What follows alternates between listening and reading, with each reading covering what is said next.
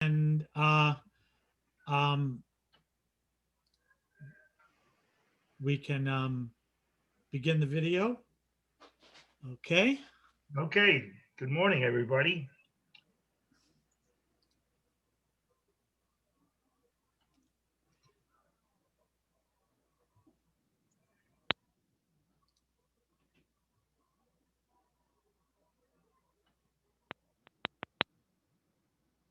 We just have a few people still coming in, Ernie, but I think whenever you'd like to start, Let's we're start. okay. First of all, I want to thank National Grid for becoming our latest annual sponsor. Uh, those people between Gershow and Louis Joes and Covanta are going to be able to help us get over the dearth of money that we've had because of the virus, and we were pretty depleted until the end of the year when all of those people renewed. So I want to thank everybody who's in that camp, and Empire Strategies is our sponsor today. How do you want to handle that, Jerry? You want to tell us a little about the company? Surely. Empire Government Strategies formed 18 years ago. And we specialize in number one, obviously, we're a lobbying operation in New York, Albany, and around the state. And Anthony Figliola, who you'll meet shortly, who is my partner, we spend a lot of time advocating for small and large businesses, not-for-profits, for-profits. We represent the Federal Home Loan Bank right now on an issue in New York. And so we spend a lot of time advocating for people's needs, I would say quite successfully over the years. And we're Jerry, really proud to be a part of your operation this morning. thank you, Jerry. The term lobbyist has kind of a negative ring to it, but you do some very important work because you can get you assemble information so that you can deliver it to the people who are policymakers. I want to point that out that it's a positive thing that you do. Well, yeah, I mean, we become a voice of the people, large or small. And our role is, telling them what's going on in government, how it impacts on them. And on economic development, we put together the financial package for the Canon headquarters. That's at exit 49 on the LIE. So we've done some, extraordinary things. But the main thing is we're a voice for industry, for the private sector. And fortunately, we've had some very successful years. Well, we welcome you. You've been a friend of mine for a long, long time, and you've been a guest at LIMBA, a guest speaker at LIMBA several times in the past. So what we're going to do now is open up the meeting by doing the national anthem. Are we all keyed up for that, Frank? Yep, I'm going to start that right now.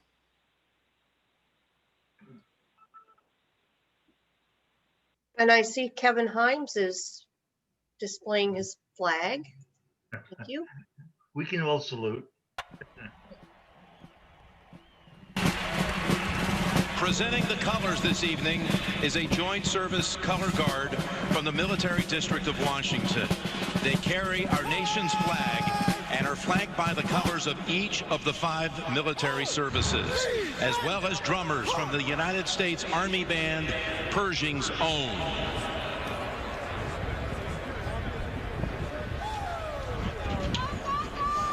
To honor America and perform our national anthem, please welcome Academy Award nominee and 6-time Grammy winner, Lady Gaga.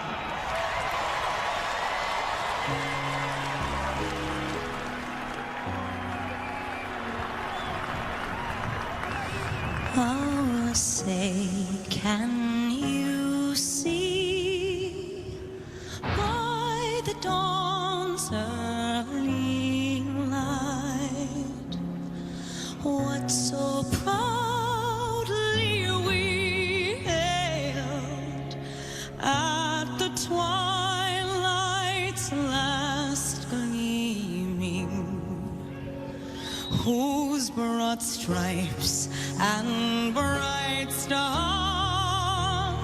through the perilous fight.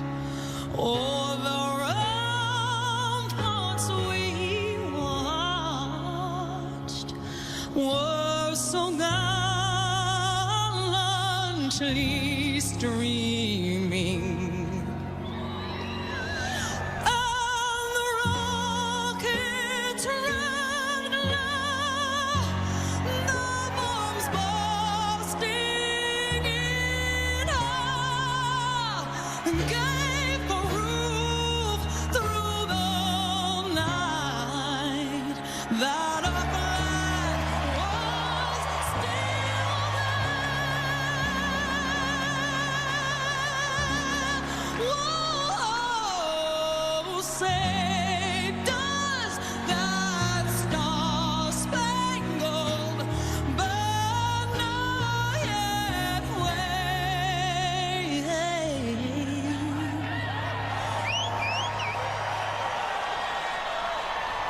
o'er the land of the free and the home of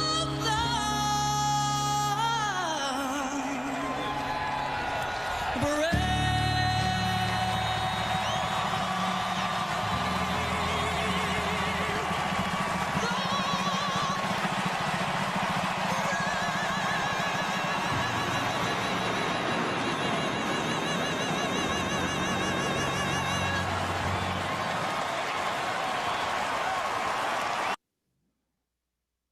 Okay, thank you very much. And Jerry and Anthony, you should have your both mics open. The only mics that will be open constantly will be the speakers and my co-host, Frank.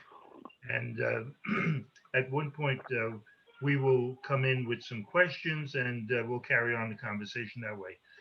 Who wants to start? Are you going to start, Jerry? Yes, I will.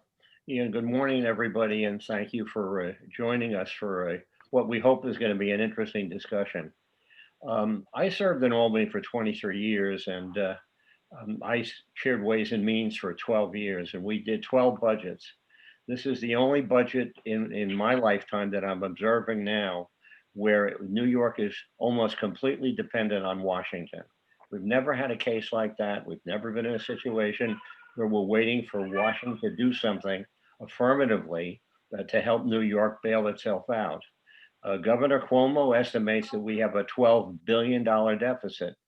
And I guess it's not a surprise because with COVID and 1 year now, as we observe that informal anniversary, states like New York have incurred enormous amounts of expense, if you will, for first responders, for hospitals, for a variety of facilities. And it's really been a tough year on our pocketbook here in New York. And when you rely on Washington, it's I'm from government and I'm here to help you. Sometimes not the best way as an area of last resort is to rely on the U.S. Congress, because if you follow what's going on every day in the newspapers, they're having trouble getting their act together in the Congress. But as you know, the president has proposed a very bold program, which, if successful, would help New York. But clearly, we are very much at risk this year more than ever before, with a variety of taxes, with a variety of new incentives, with lots of things that New York has never experienced. Governor Cuomo, in his State of the State, sort of tried to throw the ball to Chuck Schumer and to Washington last week by saying, well, the SALT, the deduction of federal and state taxes, I'm counting on you, Chuck, to deliver it, which is another way of shifting the ball down to DC and putting Chuck, a New Yorker, on the spot. But this is a very dicey time where if Washington fails us, it's going to hit us pretty hard in the pocketbook, more so than ever. And I think if you follow the media every day, you will notice that new costs are coming up. The MTA is threatening at least a 4% increase for fares across the board, and we're in trouble.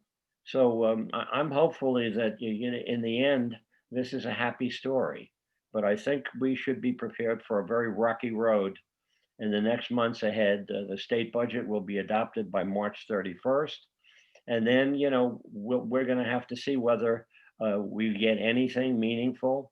And if you will, we're going to be able to make it up with a fair type of tax or other type of revenue raisers.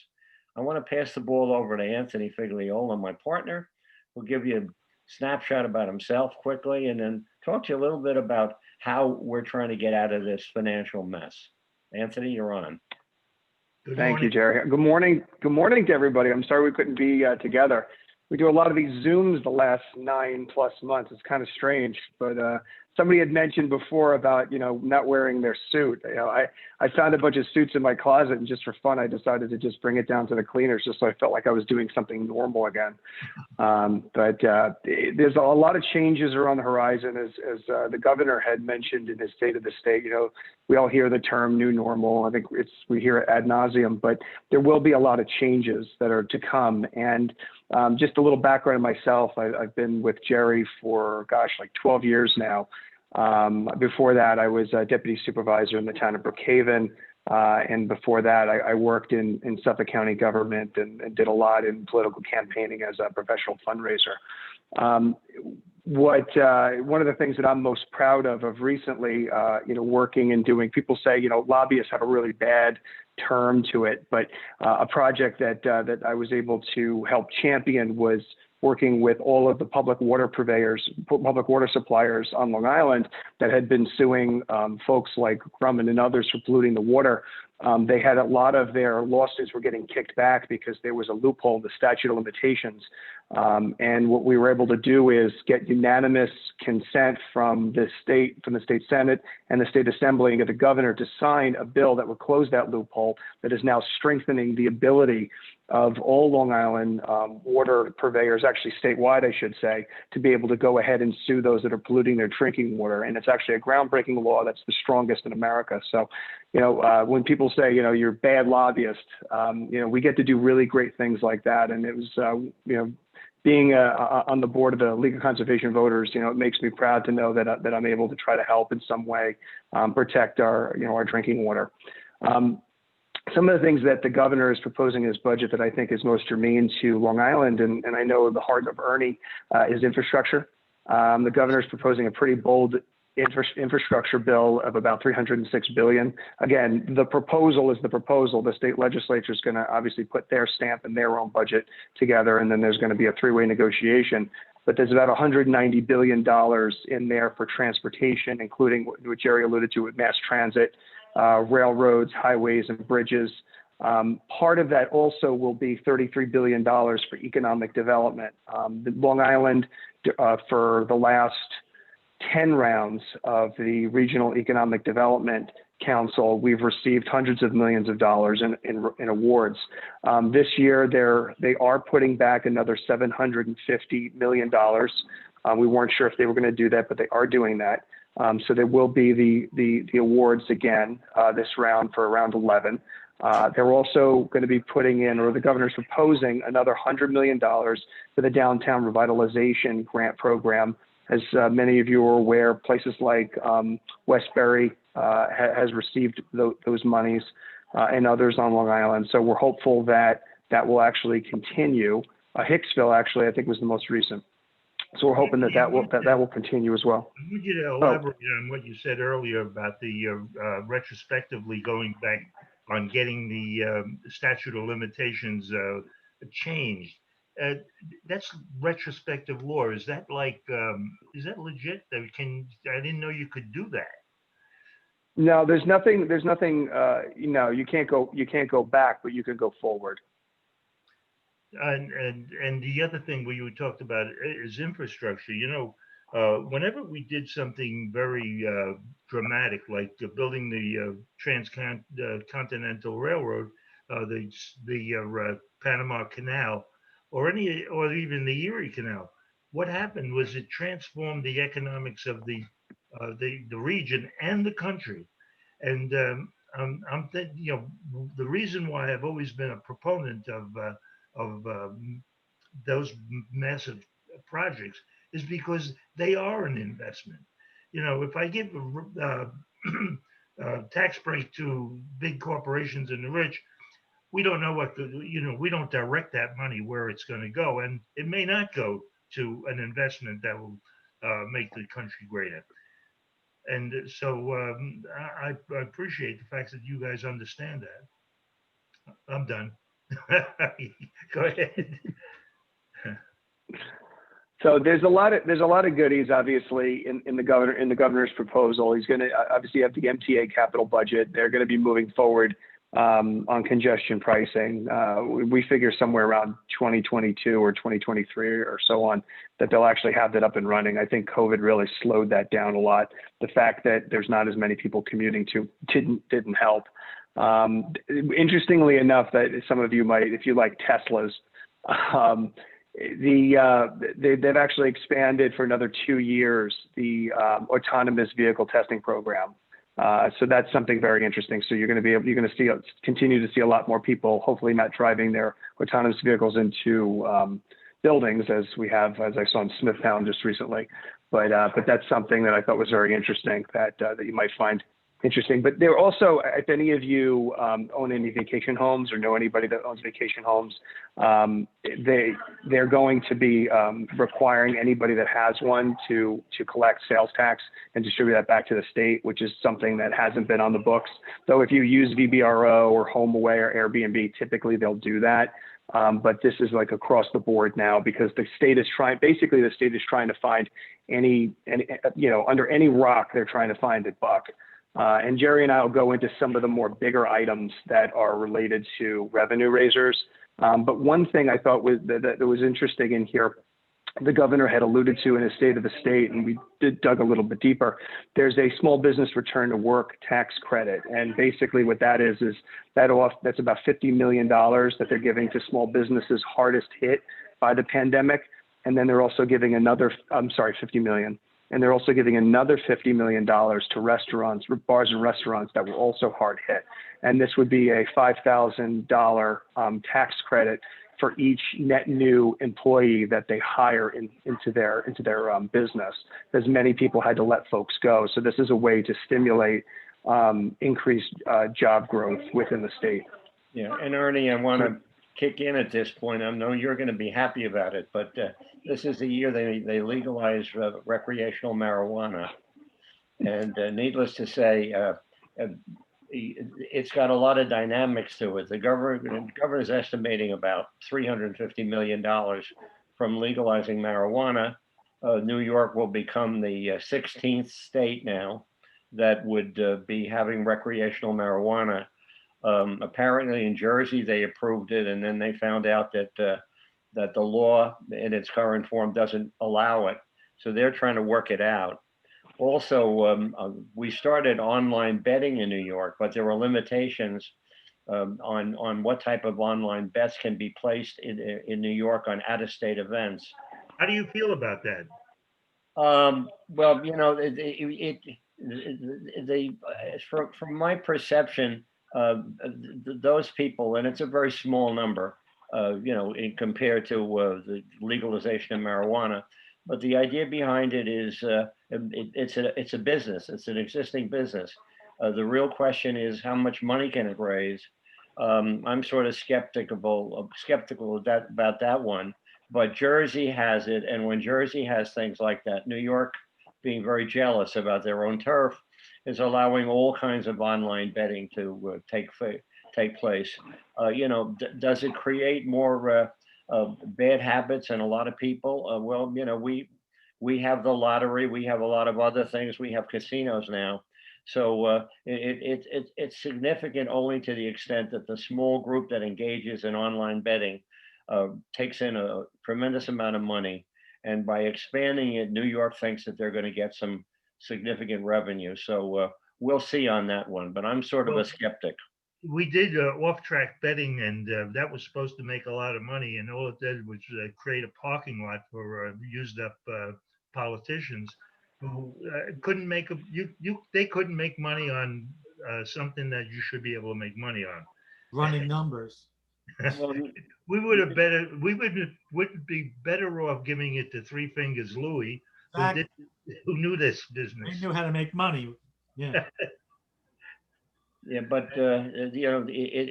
I guess you can say, it is what it is. But one of the things we better be ready for is some type of income tax increase here in New York on top of the proposed federal one. The governor is not pushing any particular number, but the Senate and the Assembly, which has a lot of new progressive members, is going to be pushing hard for an income tax increase. And the chances are the governor is going to swallow some of it. But, the road ahead is going to be one filled with lots of potholes, and an increase in income taxes is pretty much a sure thing. I've heard talk of a tax the rich bill in New York. You familiar with that and what the specifics of that might be? Well, the Senate, over in the Senate, they're talking about taxing people who earn $5 million or more, raising the tax brackets. The Assembly, which is also dedicated to passing some kind of tax, has not mentioned any threshold. But it's really too early to guess what the tax levels are going to be when these sessions are over. But I think it's pretty almost a sure thing that, like they say, death and taxes are pretty much, inevitable for us this year. Are Jerry, you familiar enough with those numbers to know if really taxing people that make that much would affect the math, or is it really more symbolic? Well, I think it's not. We'll put it this way: there's no science behind them doing a tax increase. When we've done it over the years, when I was there, we could pretty much say, a 2% increase in taxes will produce so much in revenue. They're looking to pick a symbolic number, which they think represents what rich is in New York, Right. and they're going to go from there. But that one house is talking 5 million, another has no threshold yet, but it's coming. As you know, President Biden, during his campaign, asked for a 400. Anybody making more than $400,000 is going to have a bump in their tax bracket. We have no idea how that's going to work, and we don't have a Congress that is, very open to tax increases. So that's going to be a big question mark as to how much. But I think this year we're going to get a double hit: state tax increases and federal increases. I don't think these things are fixable by taxes. I think it's basic to, like, let's take Germany, for example. They make some of the best products in the world. They have the highest prices. They have the best labor arrangements as far as a working man. And they have on their board of directors of their major companies, they have a union representative. I think that if you share more of the profits of this country with the working people, you'll get more taxes, because you can tax the people who make $80,000 a year in a salary or $90,000 in a salary. The guys who make 20 million, you don't tax them at that rate. You never get that money. So your best bet is to get a more equitable distribution of the money. And I'm not for taking any money away from the rich. I say you got it, keep it. Let's go forward with a more equitable system. You think that'll ever happen? No, but we have another dynamic. Okay, the last number, and I'm not so sure how good it is that upwards of about 250,000 people left New York last year because of, not only because of COVID, but because of the tax structure. And sometimes tax increases, if they're too high, are really self-defeating. They cause flight out of New York. And right now, well, we're right up there. I think we're number 2 in the country on loss of people leaving New York because of wanting to get away from an increased tax structure. And candidly, New York should be also spending money trying to bring people back in here, as opposed to just chasing them out. Yeah, I think if COVID has shown us anything, it's that we're more mobile.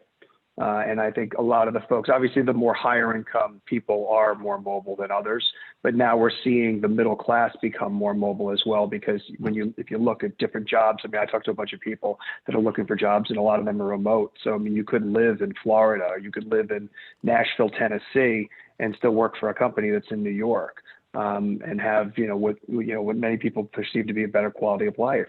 So I think and I think the governor is aware of that. I'm not certain the state Senate is aware of that right now. And I think the assembly is kind of towing a line because, as Jerry and I always discuss, there's been a lot of changes to a more progressive ideology within the legislature. And, I talked to many mainline Democrats, some of whom have left. Because they find it very challenging, because there's it's a very difficult communication structure. Let's just put it that way. Think AOC and Nancy Pelosi and put that in the state legislature. So you have a lot of that. I wanted to address that, the mobility thing that you just brought up, that you can go to Kentucky and live in a small village and still work for a big company. Does that mean the death of cities? Because cities are the center of culture. We have in New York an amazing array of culture. Do you think that would lend to the demise of cities, or will cities just change and be a different animal? I think I think we have to be prepared for this. And Fareed Zakaria, who's on CNN on Sundays, wrote a book about the 10 lessons of the pandemic.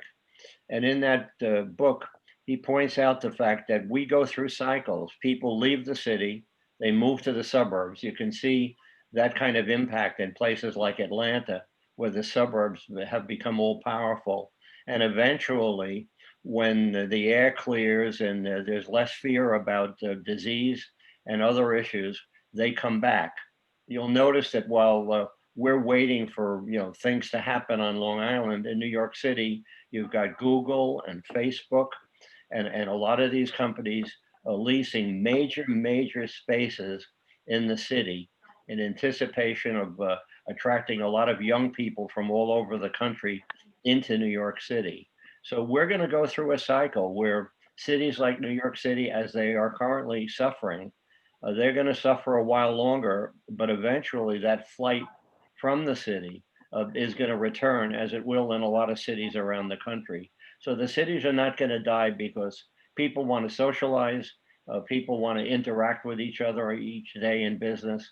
So the cities will make a comeback, but until everybody's vaccinated and until a lot of other things happen, the cities are going to suffer. Interestingly, I don't know if many people are aware of this, but the landlords in the city right now are having to lower the rent because of supply and demand. But they've come up with a credit system so that on paper, it's still the same rent that they've always charged. But in the lease, there's a 1 year credit specifically because of COVID. So they're betting on it being a short term thing. They don't want to change long term their rent structure to the lower rate. And one interesting statistic from last week, the Douglas Elliman Company, which tracks leasing and sales, during the months of December and into the beginning of January, there's been a dramatic increase in leasing for the first time in residential, and people buying apartments. So there is another group right now, I think, who are coming in to replace that other large group that's left the city.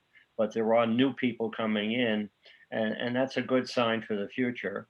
And of course, Long Island has benefited from the flight from the city, because there's a lot of people living here on Long Island who are now spending money here on the island who never did before.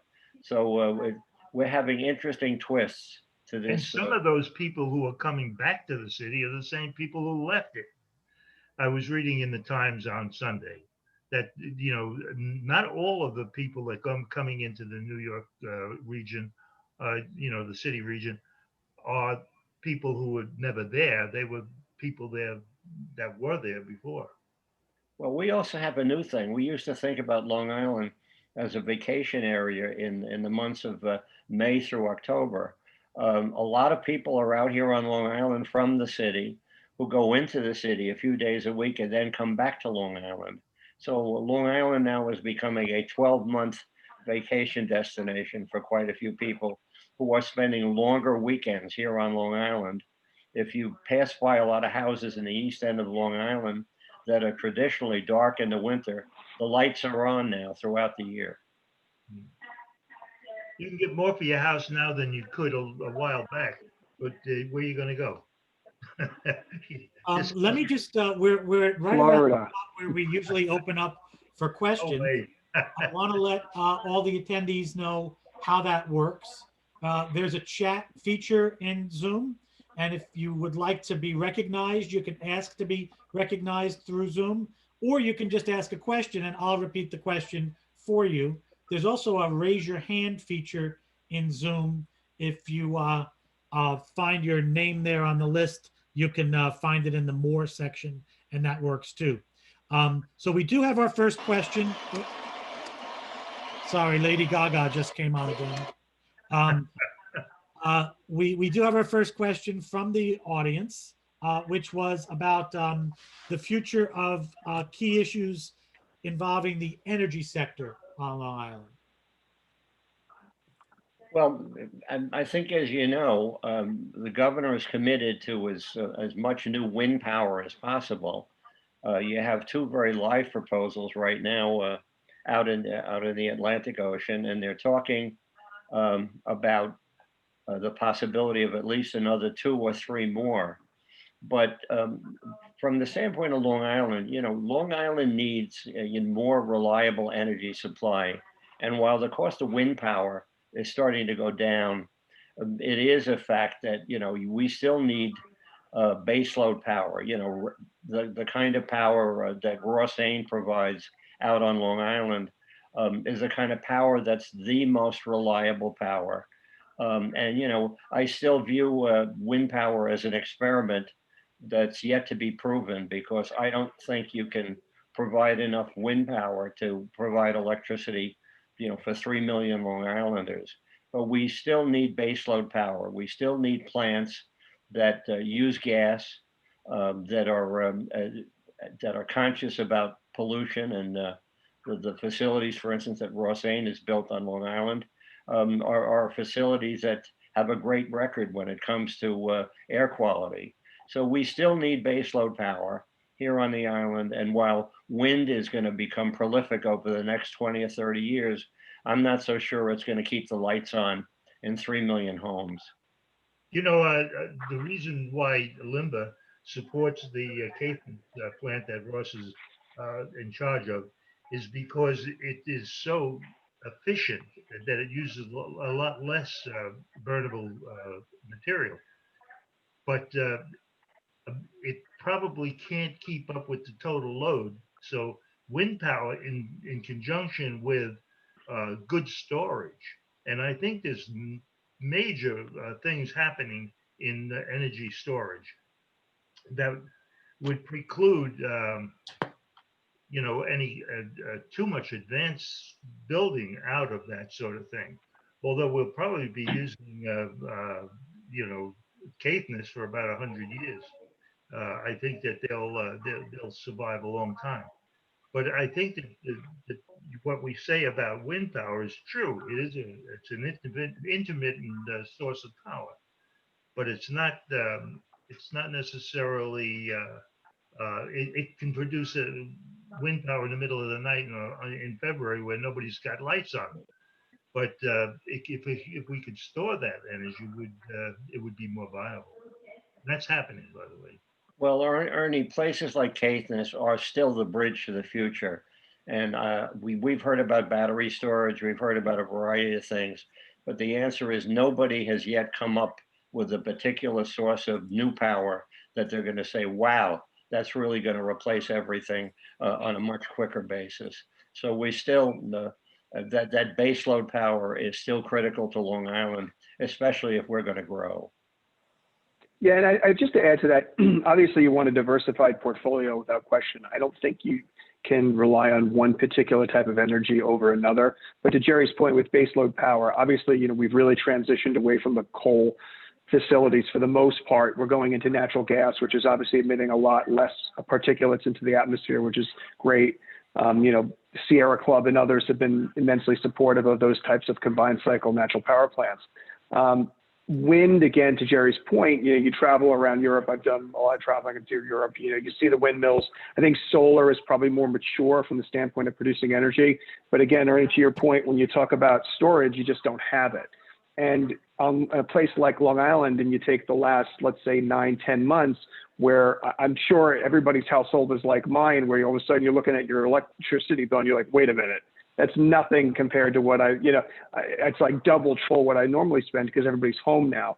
So, and if you have more people moving out here, and if things do continue down this pathway where more people are going to move out to Long Island, we're going to increase the amount of energy that's needed here. We're going to need these types of base load power plants to supply the power, because at the end of the day, everybody loves having wind, having solar. I think it's great. I hope it's the way of the future.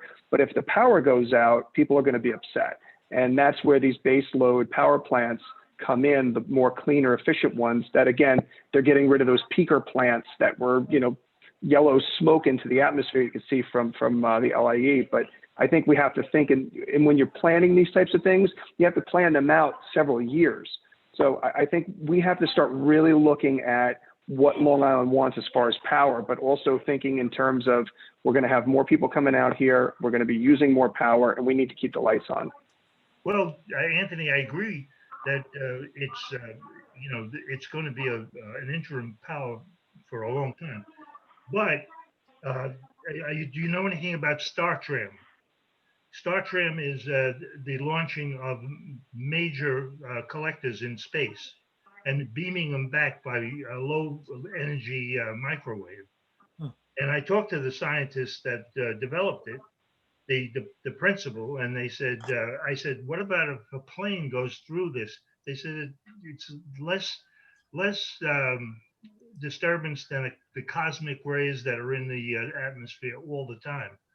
So these are things that are very feasible, but very costly to do at the moment. But by finding better launch platforms, they will happen. It's just a matter of time. So we have another question from the audience. A. Vitters wants to know if there are any states that are not dependent or independent of federal DC funding. Well, keep in mind that many of the southern states like North Carolina, South Carolina, Georgia, have had a population boom, and including Florida. So there are a good 12 to 13 states that really are not looking to Washington. And if anything, they're an impediment to us getting any kind of support, because they have theirs. They don't need the federal monies like we do. But those states that are independent of Washington, who have enough revenue coming in from a variety of things, including lotteries, they're not particularly concerned about the needs of the Northeast, which is what our challenge is. Interesting. And yet I understood that a lot of those southern states, I guess it's a different barometer, end up taking more money from the federal programs because of the high incomes that come out of the Northeast cities and the West Coast cities. But you're talking about something different or maybe it's just different states. Well, keep in mind that there's a lot of states like Kentucky where Mitch McConnell is the U.S. senator, and as you go south, more and more of these states, they get an abundance of federal money in terms of the bridges and tunnels and a variety of things that bear the name of Southern politicians. Military. When you get to Montana and North Dakota and South Dakota, they're not relying on Washington to keep them going.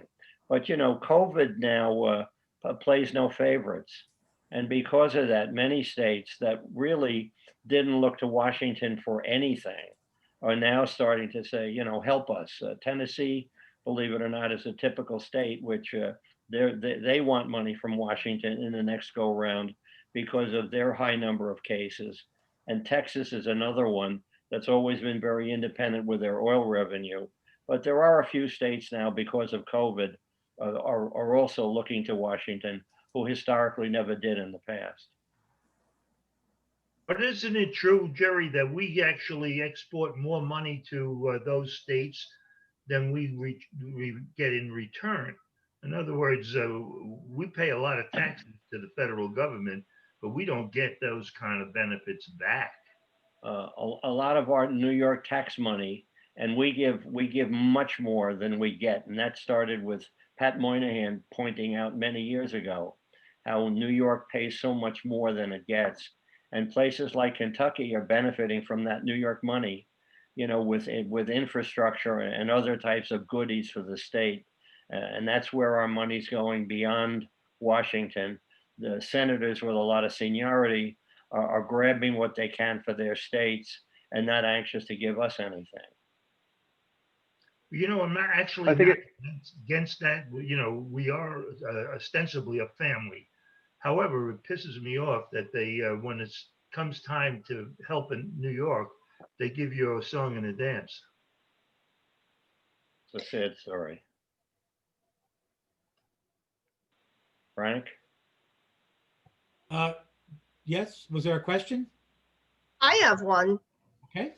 What can the federal government do to sort of level the playing field a little bit between the states?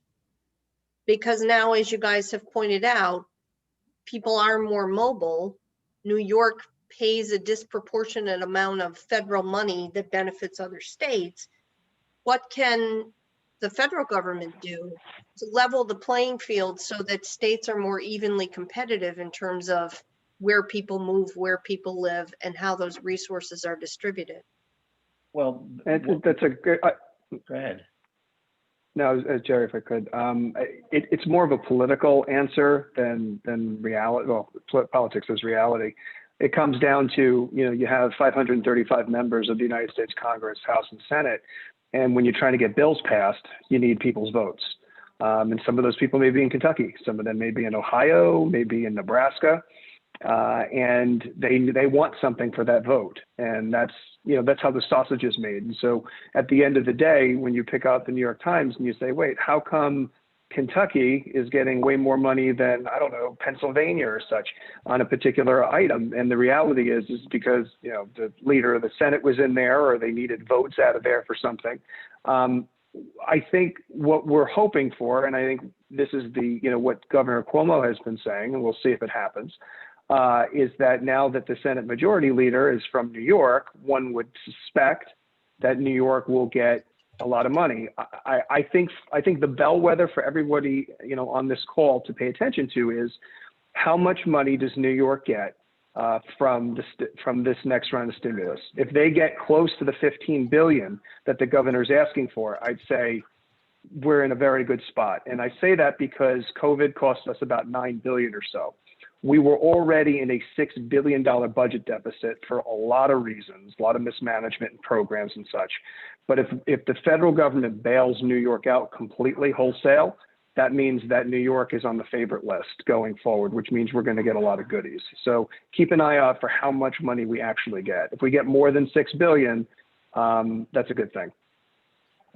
Also, in answer to that question, one of the things we need is a national infrastructure fund.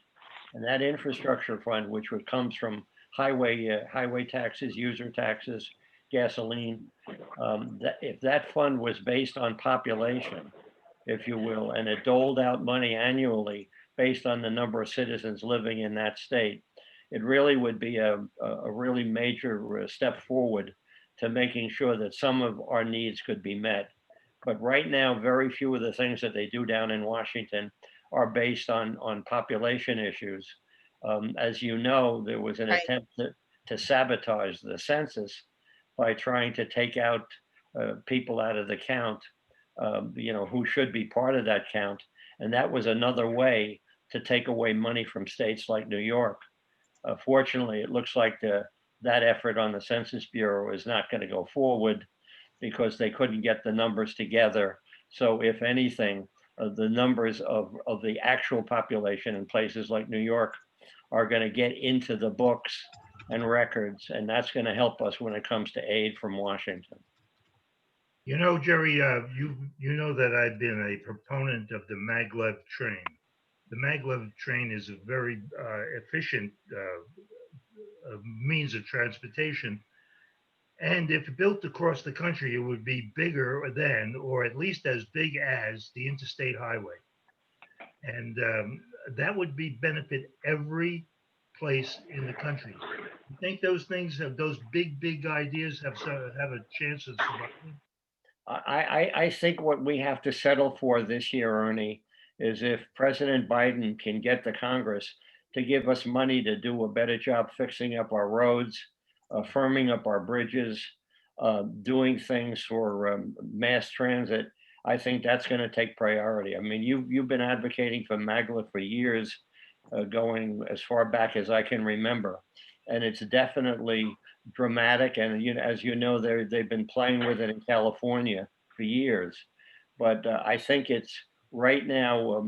We would have to be very happy if Washington is going to give us more money for roads and bridges and mass transit, because that's really our most immediate need. By the way, they are not using maglev in California. They're using a very expensive catenary supported system, and it really sucks. And it really gets me it's under my skin because you don't advance a country by copying something that is marginally good. You go for the better.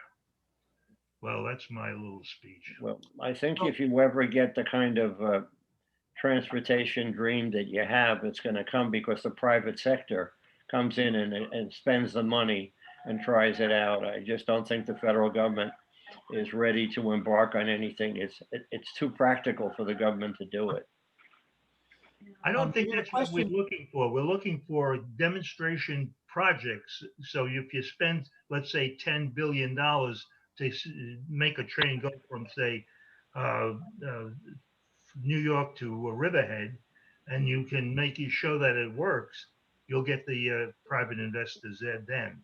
So it's not a $1 trillion investment in total for the government, but it may be $1 trillion investment for the entire country. But it wouldn't be, we're not looking for that. We're looking for people who have money to invest in it. Still on the topic of railroads, but a little different. Bill Miller is asking, so who will bail out the MTA and the LIRR now that they've spent so much in a wasteful way? You did mention earlier that it's going to be an issue statewide. But I guess that's Bill's question. Where are we going from here, I guess? Well, the last bill that the Congress passed, that was the last bill, providing some money, had money in there for mass transit, and New York was anticipating getting somewhere between around 3 and 4 billion from that, which doesn't solve the problem. But I mean, some of the money that's being spent on mass transit, like third track, which has been pending for years and is now almost a reality. The bridges are done, and we're waiting, for more construction. But there's a good example of capital money being spent wisely. But the MTA has a serious problem with employee overtime that continues to vex, all of the different parts of it. And needless to say, every time they buy 200 new trains, they still could probably use another 600 or 700 for the rail and subway system, which we just don't have the money for. And lately, I don't know if the latest news is that a number of the insurrectionists that went from New York to DC few weeks ago were mass transit police. So that's not a good sign Yeah, for they them work both. by car. Yeah. Do we have any other questions? Once again, you can, if you also just raise your hand, literally, right now, everybody I can see on the screen. So if you want to raise your hand through the software or type one into the chat box or raise your hand literally. I had something that I wanted to follow up on earlier. This has been worrying me, and I'm not sure if the powers that be look at it the same way. But New York metro area, specifically to me, having worked in the financial services sector, that's the heartbeat economically of Manhattan. And when you take into consideration this virtual work chain brought about by COVID, I foresee a lot of the really big salary people moving out of the New York metro area, specifically from the financial services sector, where if you don't have to go to Wall Street anymore, why would you go to Wall Street anymore? And yet that could really hit us in a devastating way financially. Um, again, do you think that that's a thought at large, or is it just considered part of the state economy or not anything special? I think it's definitely part of the governor's thinking. And Jerry, feel free to chime in. It's definitely part of the governor's thinking because you have the state senate's talking about wanting to tax them again and doing pied-à-terre taxes and other things.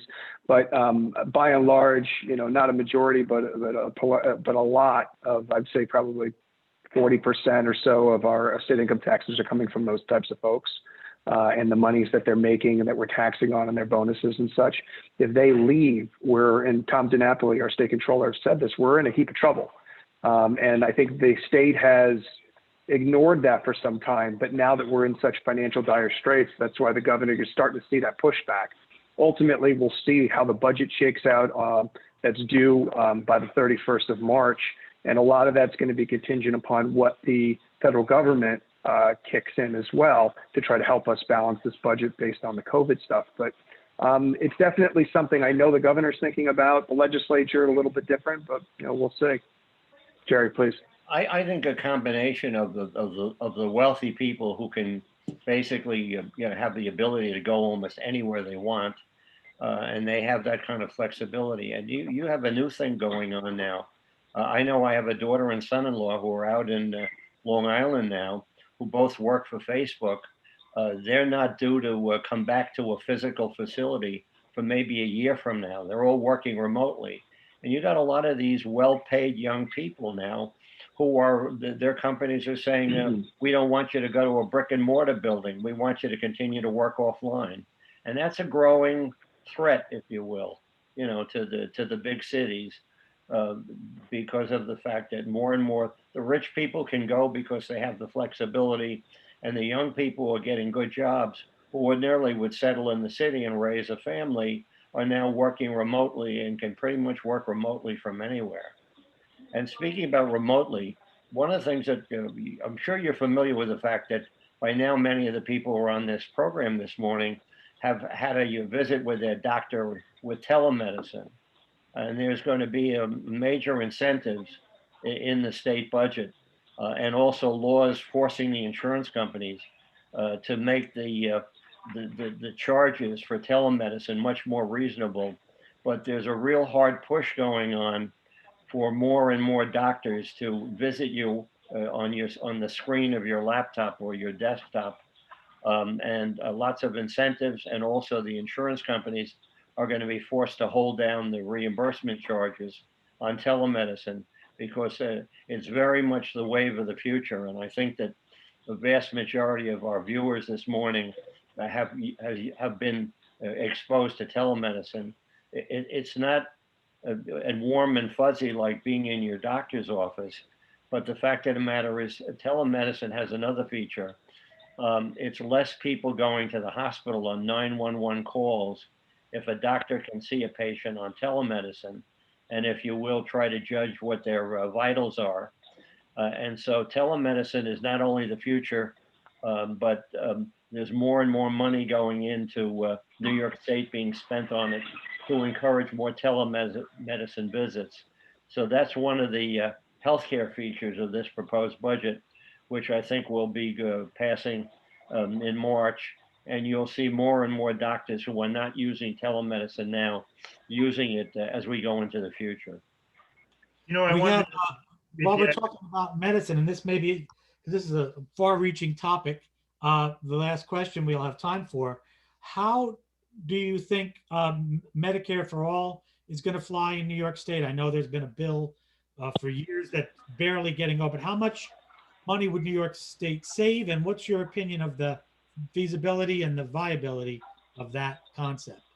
Well, you know, the cost of Medicare to us taxpayers continues to go up year after year because of the fact that the amount of controls that are necessary for the system, you know, are not there.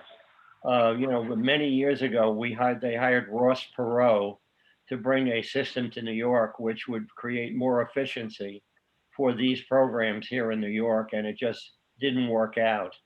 Medicare and Medicaid expenses continue to climb, and Medicaid here in New York is a real burden on the counties and the local governments throughout the state.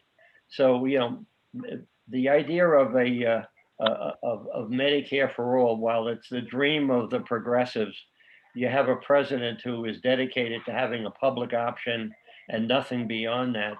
And at least during his tenure, you're not going to see Medicare for all.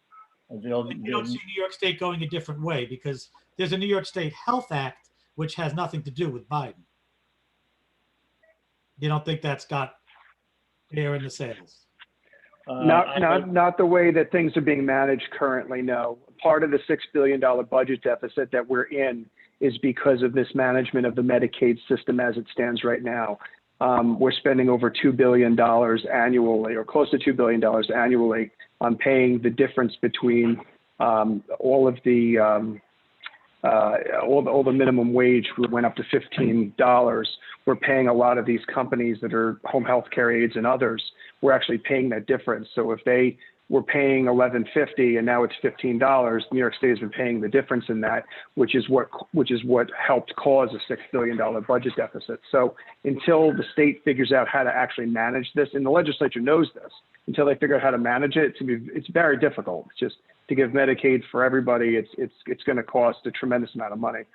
Interesting. You know, I've heard so many state level people attack this question, and I don't think anybody's basically told me the truth, which is that the mismanagement right now is so bad that they don't dare roll it out, which is what you're saying. And you know what? Also, one of the other things they need to look at is doing, obviously with Medicaid and Medicare, they have the Office of, Medicaid Inspector General and CMS on the federal level, but there's not enough money being spent nationally and also in the states to go after fraud, waste, and abuse. It's rampant, and you could probably find a lot of money just going in that direction. So, but and the state needs to do more of that. Yeah, but Anthony, we took money away from that a long time ago. I had a situation in my family where my father-in-law was dead 6 months, and they were still sending bills from a doctor in Albany that he never saw. I reported that, and what they told me was, we just don't have the time to ferret out all these things, and that's crazy. Correct, and that's why they need to spend more money on hiring folks internally and also externally to do data scraping, to do investigations and others. I mean, they know what to do. They just need more people to do it, and then that's what I'm saying. If you spend a few dollars, don't be penny wise and pound foolish. You may end up, reaping a nice return on investment if they will go in that direction. And if they put more money into the IRS audit department for the wealthy, they would do well. We have very few people in the IRS who are experienced in that high end. So if you make $80,000 a year, you might hear from the IRS if you mess around with the taxes. But if you make $8 million a year, you probably won't. So Ernie, we're right at 10 o'clock, so I think we need to make our final announcements. Okay, what's our next program on your schedule, Frank? Well, first we're going to talk about the sponsors and donation options. So we do have a new request. If you like the kinds of programs that Limba brings, that you help keep Limba alive by donating either one time or monthly through our website. Just be aware that Limba has been around for 30 plus years as a breakfast organization, but in the COVID age, that model isn't working. So we've shifted to virtual, but we no longer have the revenue that was brought in by the breakfast meetings. And we also have sponsorship opportunities. We thankfully have gotten some new sponsors just recently who understand the value of reaching people, including Empire Government Strategies. Thank you. So then to find the donate buttons, easy enough. Just go right to our website, limba.net, and you'll see that. And here is the upcoming meeting. Yeah, Mitch Crowley is been a force on Long Island, and he's a CEO of the Builders Institute. And I asked him to come on for the next meeting, and he is willing to do that. So that should be an interesting meeting because he's going to be talking about redeveloping underutilized shopping centers. So we have probably a pretty fair number of those things, and they could probably be used better than just rotting away. So we're looking forward to having him. Frank, do you have a closing thing to say? No, I don't think so. With 2 weeks, who knows where we'll be in this country? It seems like 2 weeks is 2 years the way things are going. But we'll speak to everybody in 2 weeks. And I want to thank Jerry and Anthony Yeah. for participating in this meeting this morning. I think you've been very informative and you've answered a lot of questions. And I really appreciate it. Thank you very, very much. Thank you. Gail, Bye, thank you. everybody. Nice to see you guys. You are. Bye. Thank you. Everybody have a great week. All right. Bye-bye.